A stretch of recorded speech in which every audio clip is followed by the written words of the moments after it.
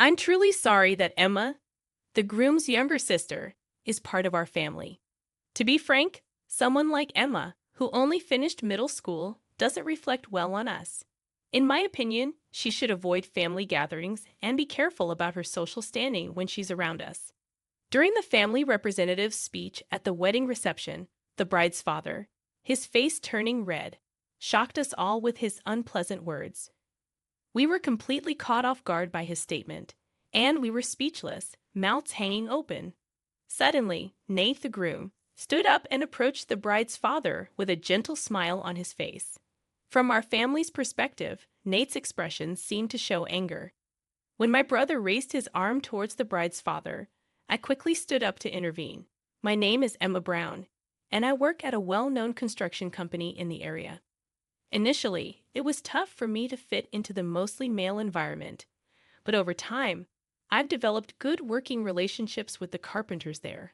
The foreman is still strict and intimidating, but I respect him because he's passionate about passing on his skills to younger workers. After everyone left the construction site, I took a moment to relax and reflect on recent events.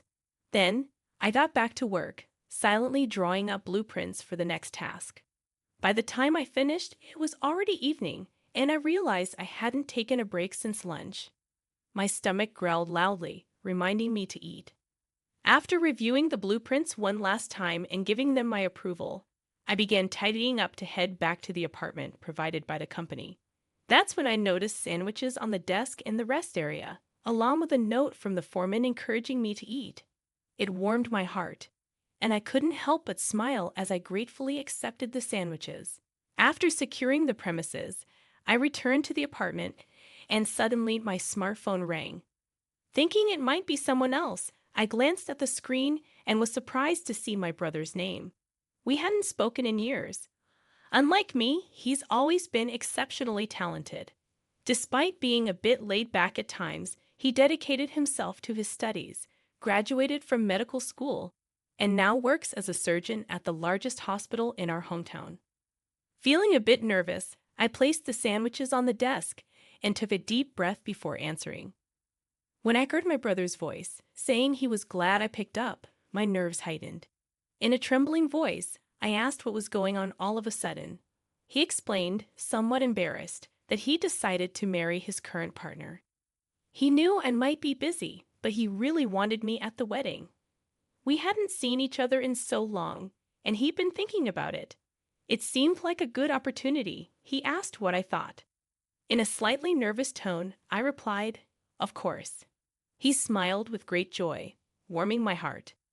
After briefly catching up on our lives, we reluctantly hung up the phone, suppressing the feeling of nostalgia. I don't know much about his partner, but I assume he's already introduced them to our parents.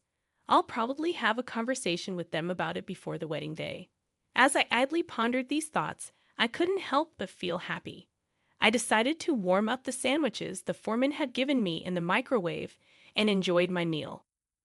They seemed to taste even better than usual that day. A while later, I received the wedding invitation from my brother. Once the date was confirmed, I talked to the foreman about taking some time off. After a brief pause, he gave me his consent. Relieved by his response, he chuckled and mentioned a condition. There was a request for me to take on the role of a guest lecturer for just 3 days at a specialized construction school run by an acquaintance. I hesitated about my ability to handle the task, but the foreman reassured me. His words gave me determination, and I nodded firmly. As promised, I arrived at the address provided by the foreman. On the designated day and time, I stood in front of a stunning building, surprised to find out it was the entire campus of the specialized construction school. With awe, I entered the building and nervously spoke to the receptionist. They directed me to a preparation room set up for guest lecturers, where I was reviewing my lecture content when there was a knock on the door. A man entered, and I greeted him with a puzzled expression, introducing myself as Emma from the construction company. He stared at me, seeming to assess me, then let out a deep sigh. He remarked that even though it's a prestigious specialized school, it's difficult for him to share his skills easily. We discussed the importance of tradition, yet he expressed disbelief at the idea of allowing a woman in. Despite his words, he urged me to do my best this time. Frustrated by his dismissive comments about women, I met his intense stare and spoke up, emphasizing that gender doesn't determine success in any industry. I asserted that good work is achieved when individual personalities come together, and making such dismissive comments about women only hinders progress. Working in a specialized construction school with such rigid prejudices is unacceptable. This perpetuates the stagnant state of our world.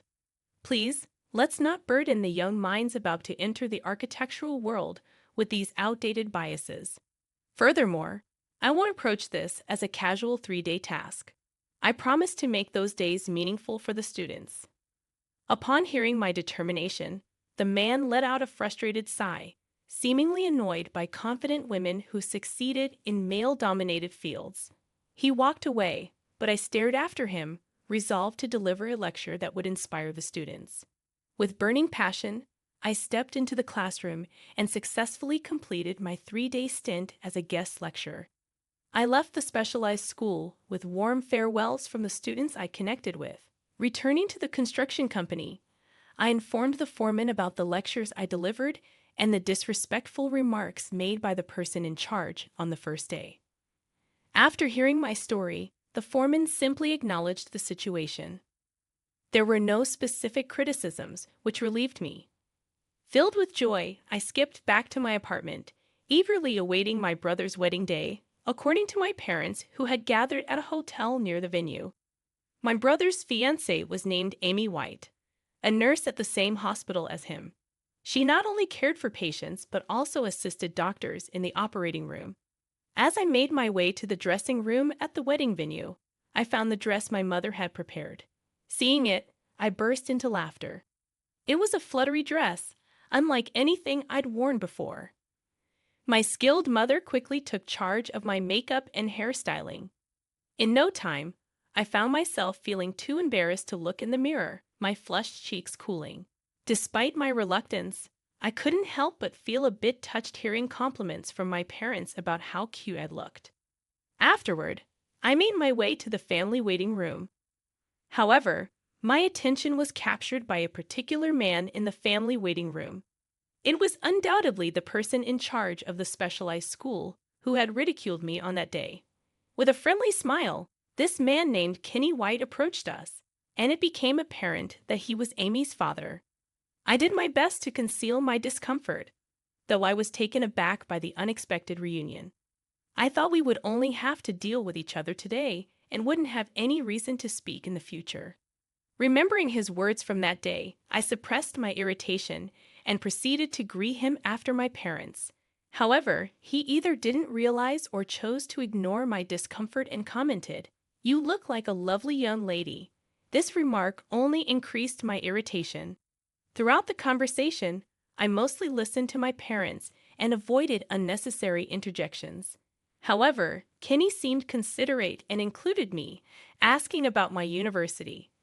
Unable to ignore him, I replied with a forced smile, explaining that I graduated from middle school and started working for personal reasons. For a brief moment, Kenny's smiling face turned slightly distorted, and I felt like he gave me a cold stare. Observing his expression with a furrowed brow, trying not to be noticed, I saw him quickly return to a smile and say, "I see, that's interesting," before changing the subject. Although I felt a strange sense of unease due to that brief change in expression, I focused on my brother and Amy's beautiful wedding ceremony. Amy looked even more stunning than I had imagined in her pure white wedding dress, and my brother, dressed in a matching all-white tuxedo, looked incredibly dashing. Seeing them together made me smile warmly. As we transitioned to the reception, my father suddenly began to look flustered. When I asked him what was wrong, he explained that my brother had asked him to deliver the family's representative speech.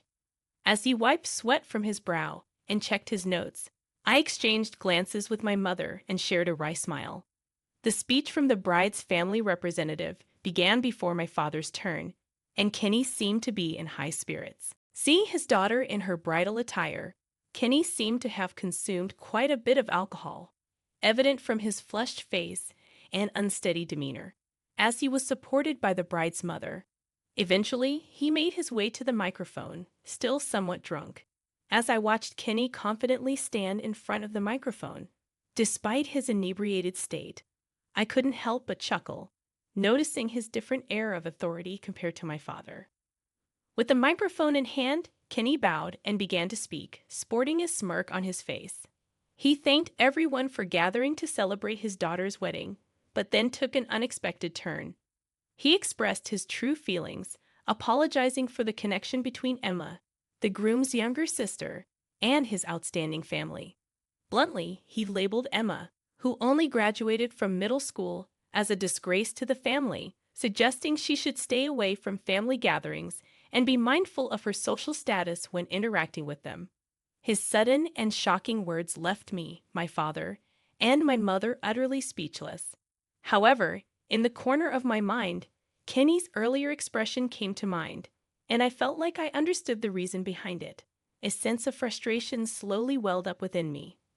Abruptly, my brother stood up and approached Kenny with a calm smile.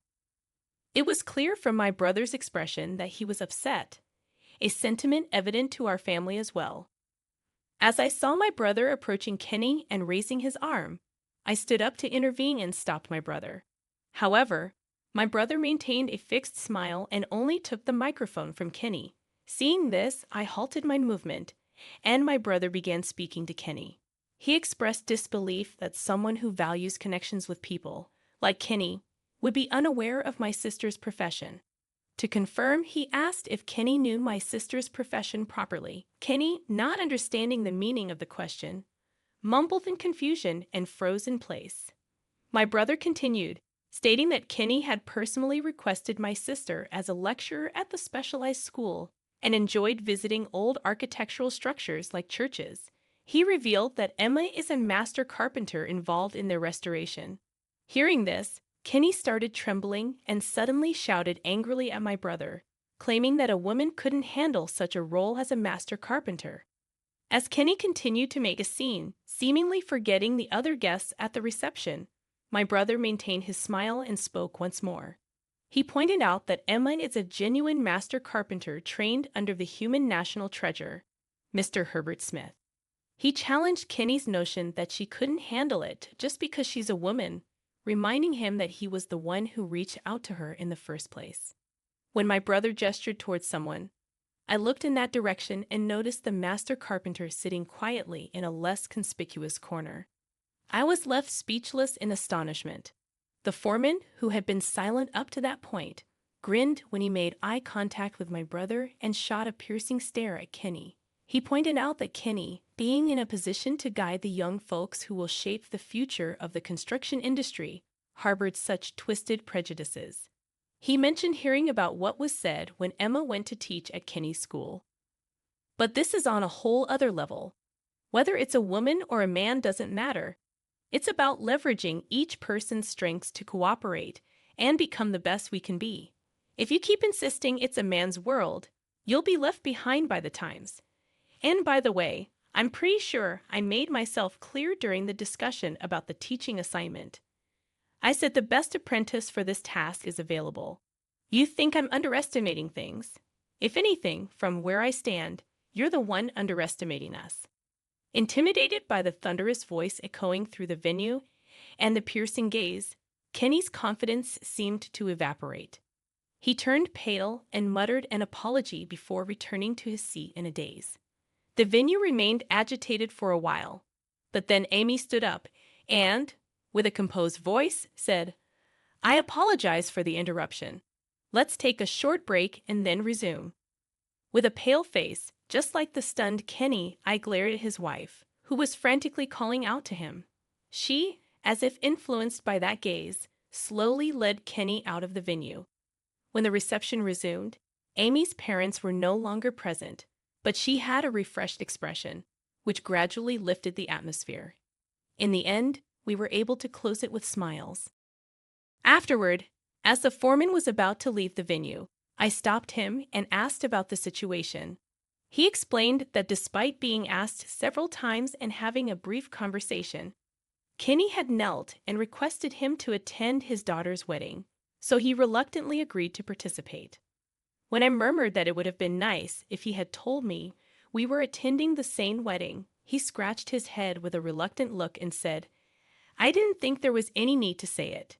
Anyway, that guy probably just wanted to somehow establish a connection with me." Even though it happened by chance, the fact that he helped me remains unchanged, so I lowered my head and said thank you. The foreman replied with a wry smile. I'd always tried not to treat people differently just because they're women, but when he said something like that, before he could finish, my older brother arrived and also lowered his head to the foreman, thanking him for responding to the sudden act. The foreman replied, "She is my top disciple, so being silent when someone goes that far is just unreasonable," patting my head. Vaguely remembering the past, I felt the size and warmth of his hand. I was captivated by the work of a carpenter when I was in elementary school. Whenever I had unpleasant experiences at home or school and needed to calm my feelings, I used to visit an old church. It was during one of those visits that I happened to come across the foremen who were repairing that church, and that's how it all began. I watched their work in a place where I wouldn't be in the way, and was completely captivated by their beautiful craftsmanship. From then on, I started researching the history of old buildings like churches and visited them in person. As I grew up, I sought out books about carpentry techniques and devoured them. I was completely enthralled by it all. And when I became a middle school student, I made a certain decision. The decision was that once I graduated from middle school, I would become an apprentice to a master carpenter specializing in old-style construction and learn the craft to become a top-notch carpenter myself. Naturally, my father strongly objected. He said it would be difficult for a woman and that there were more suitable places for a woman to work. He shook his head and refused to agree. But I couldn't give up. Day after day, I continued to persuade my parents. One day, seeing me in that state, my mother came into my room. I had been defeated by my father's arguments, lying face down on my bed. Sitting at the edge of the bed, my mother gently stroked my head and said, "I understand that becoming a carpenter is a challenging path, and I think I'm saying this because you know it. I won't oppose it, but you'll have to show your determination to your father." After thinking it over for a while, I felt that this was the only path for me, so I visited the construction company and lowered my head to the foreman, who had already been recognized as a living national treasure at that time. I asked him to take me as his apprentice. At first, I was turned away from a place where women weren't traditionally allowed to enter. However, I kept going for several months. Even if I couldn't get inside the shop, I continued to wait for the foreman to come out and kept bowing my head. Then, during the winter of my second year in middle school, after numerous attempts at pleading, the foreman finally burst into laughter. He walked towards me, surprising me, and said, "I'm going to visit your parents right now." On the day when the foreman actually came to our house, my parents were bewildered. But the foreman bowed deeply in front of them and said, "This young woman will surely become a top-notch carpenter someday. I can see a burning passion in her eyes. Please believe in me and entrust your daughter to me." Saying so, the foreman looked at me with a kind gaze and gently placed his hand on my head. Even though my father still seemed reluctant, my mother, with tears welling up in her eyes, said, "Please take care of her." Seeing this, my father also lowered his head towards the foreman, holding back tears. And my older brother, who had witnessed many arguments between me and my father, looked at us with an indescribable expression. It's a memory that I still vividly recall to this day. While I was determined to take the first step towards my dream, the days that followed were by no means filled with only enjoyable moments. After graduating from middle school, and with my parents' permission, I moved into the apartment provided by the construction company and began learning the job. However, at first, I was often assigned to site cleanup, which was extremely physically demanding, and I struggled to keep up with my senior colleagues. Every time the work was delayed because of me, there were many instances where my senior colleagues got angry, saying things like, "This is what happens with women," or "Don't come here with half-hearted determination." Nevertheless, I didn't let it discourage me. I continued to watch and learn from the foreman and my senior colleagues' techniques, occasionally receiving guidance from the foreman himself. Before I knew it, I had grown to the point where I was entrusted with tasks alongside my senior colleagues. They began to acknowledge my skills more and started to smile and interact with me more. Finally, I started to find enjoyment in my work. I had thought that it would take much longer to earn the foreman's recognition, but just a while ago, he clearly stated that I am his top disciple. I was so happy and grinning, but then he reminded me not to get too carried away, saying there's still a lot to learn. It felt like the usual foreman had returned, and I couldn't help but straighten my posture. Watching the exchange between me and the foreman, my older brother chuckled and looked at me straight in the eye.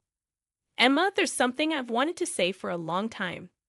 Seeing you face your dream of becoming a carpenter head-on and working hard to make it a reality, well, it made me realize that I could do more.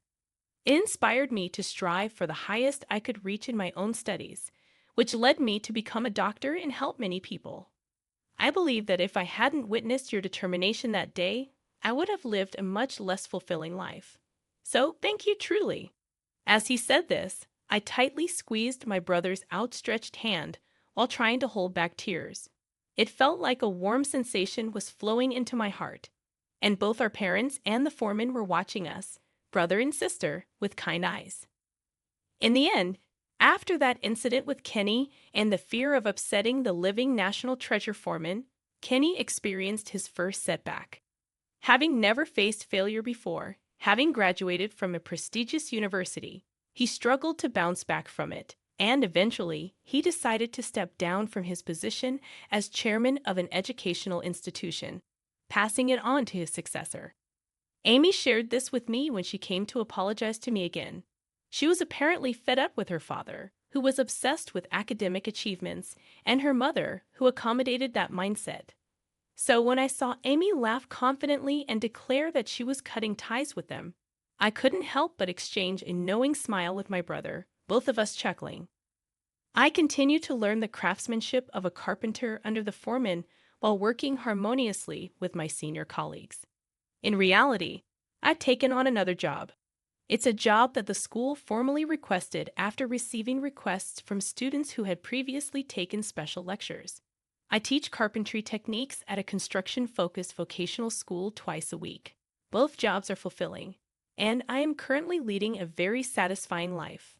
One day, when I reported about my work at the vocational school, the foreman suddenly burst into laughter with a joyful expression on his face. If I hadn't met you, I probably wouldn't have allowed women on the construction side even now. And I never even thought about passing on my skills to people with such different aspirations like this. You're the one who changed me. Watching the foreman laugh like that, I couldn't help but smile, and I felt a warmth spreading through my heart. I thought to myself that it was a good decision to work here.